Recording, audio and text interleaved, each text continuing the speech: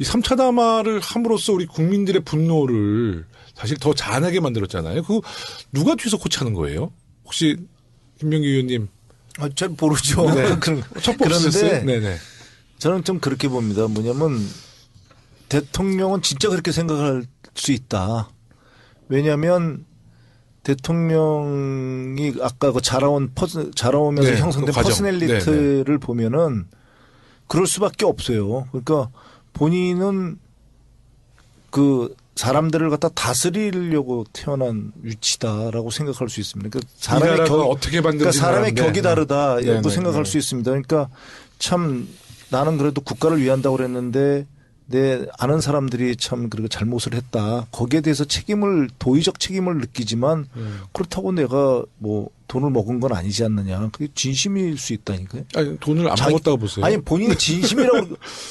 아니 그분한테는 그 정도 돈은 그냥 다 이렇게 걷어들여 가지고 쓰고 이런 게 자연스러운 거예요. 아버지 때처럼 그럼요. 자연스럽게. 아주 자연스러운 걸 수 있다니까요. 네. 자진상납. 그렇죠. 네네. 그러니까 이렇게 생각할 수 있어요. 죄책감이 없는 거지. 그냥 받아도 나는 죄책감이 없는 거지. 네. 또 하나의 국민 최순실을 부자 만들어줬다. 그러니까 극단적으로 차은택을 부자 만들어줬다. 얘기를 하는데 대통령이 그 리더십 유형 중에서 이게 오해가 없기 바라는데 리더십 유형 중에서 사실은 히틀러랑 굉장히 닮은 게 많아요.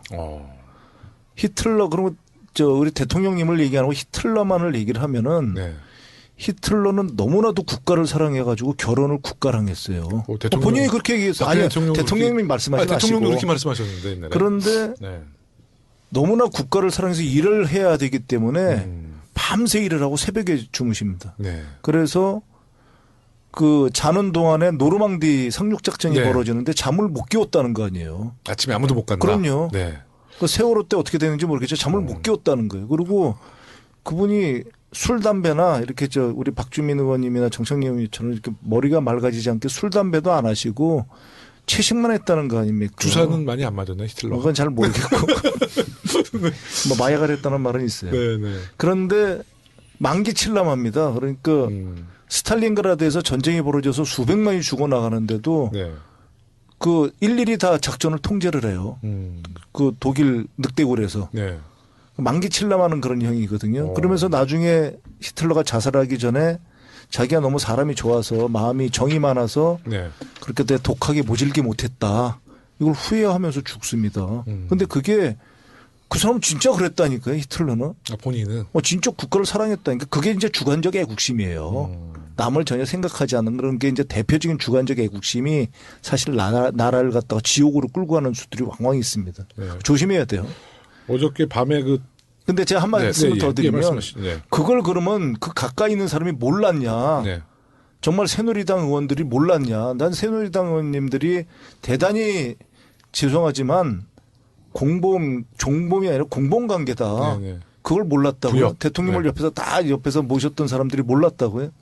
너무나도 잘 알았겠죠. 네. 말을 너무나도 잘 알았기 네. 때문에 아닙니다. 저는 그렇게 생각 안 한다니까요. 너무나도 잘 알아서 말을 못한 게 아니라 너무나도 잘 알아서 그 환경에서 최대한 본인들이 최대한의 이익을 갖다 공유하기 위한 방법을 생각해냈다고 생각해요. 특히 김기춘 의원 같은 경우. 그분이 중앙정보부 시절에 78년, 79년 사이에 대공 수사국장을 했거든요. 30대. 그때 최순실의 아버지인 최태민을 조사를 한다고요. 네네. 그러면 그때 내용을 알았는데 그 머리 좋은 분이 그 관련된 내용들을 몰랐다고요? 그럼 말이 안 되는 얘기들이거든요.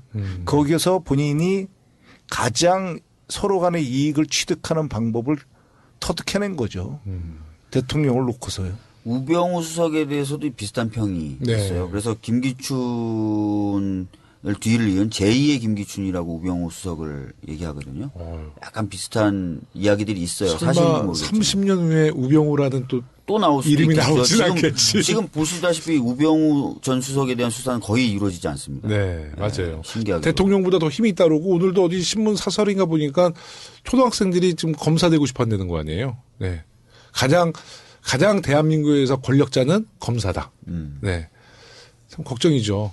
어저께 우리 탄핵 버스터 우리 박주민 의원님이 새벽 2시에 만났는데 갑자기 저보고 저쪽에서 국민종편이라고 김현희 민주종편. 민주종편. 최재성 의원 뭐 이렇게 김현 의원이 하는 방송이라고 잠깐 가보래요. 야, 근데 빠져나오기 위해서 저를 저를 제물로 맞췄어. 근데 어저께 그 방송에서 송영길 의원 전 인천시장 이야기가 나왔는데 직접 이제 송영길 의원이 한 얘기인데 인천시장 재직 시절에 대통령이 인천시를 왔대요. 박근혜 대통령이 피곤하다고 시장실을 좀 가서 좀 쉬고 싶다. 좀 시장실을 쓰고 싶다. 그래서 제공을 했대요. 했는데 갑자기 청와대 관계자들이 와가지고 변기 있죠. 화장실 변기를 그냥 뜯어가지고 나가가지고 새로운 변기를 바로 설치했다는 거예요. 야. 제가 그때 옆에 있었어요. 송영길 의원 옆에 있었어요. 아, 정말로요? 송영길 의원이 그 말씀을 하시더라고요. 아, 그 말을 직접 하실 때 현장에 계셨던 건 아니고요.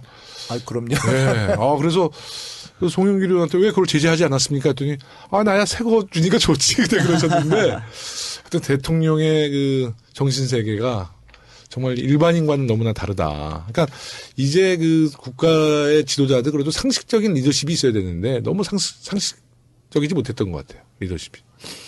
뭐 그런 좀 마음이 있고. 그러니까 다음 우리가 앞으로 그럼으로써 이제 우리 국가 이런 걸 반면교사라고 삼아서 그럼요. 발전을 해야 되는데 다음 대통령은 어떤 분이 되든지 제발 국민들 또는 쭉 살아온 과정이 검증된 분이 됐으면 좋겠어요. 검증돼야 되고 검증되고 좀 밝혀지고 너무나 안 밝혀지고 우리들도 다 문제가 있는 게 우리 특히 국회의원들 다 문제가 있는 게 대통령이 대면 보고를 안 한다. 뭐 한다 이런 얘기를 갖다가 처음 요번에 들은 게 아니거든요. 몇 년 동안 들은 거 아닙니까? 그렇죠.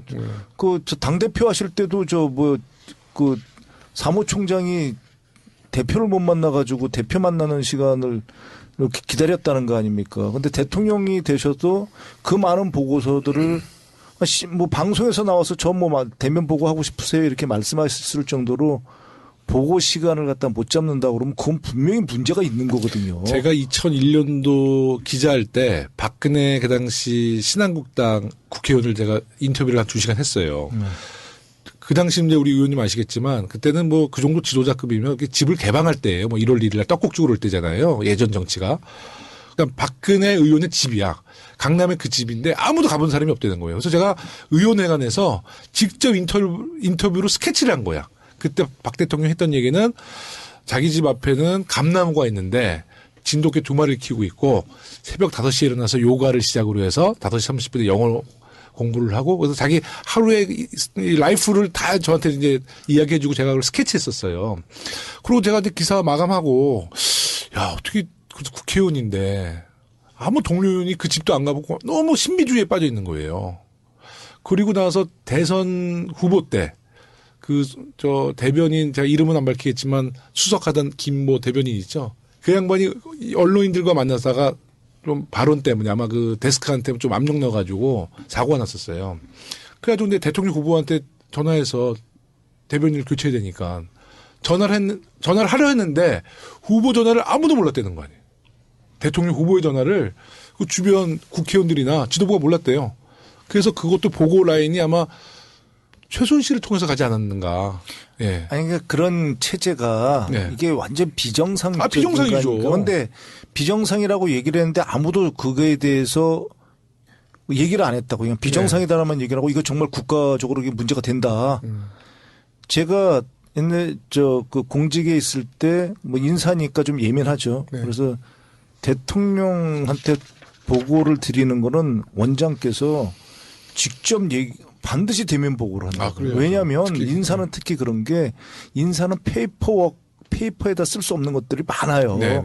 그게 왜냐하면 나중에 밝혀지면 안 되니까 거의 대면 보고를 해서 구두로 보고를 하거든요. 왜냐하면은 그 개인의 프라이버시도 있고 뭐 있기 때문에 구두 보고를 하는데 그걸 대면 보고로 하게 되면 대면 보고를 못 하게 되고 더군다나 그런 어떤 보고라는 건 대부분 보면은 적시성 문제가 있지 않습니까? 그런데 그렇게 못 만나면 적시성에도 문제가 생기는 거거든요. 그럼요.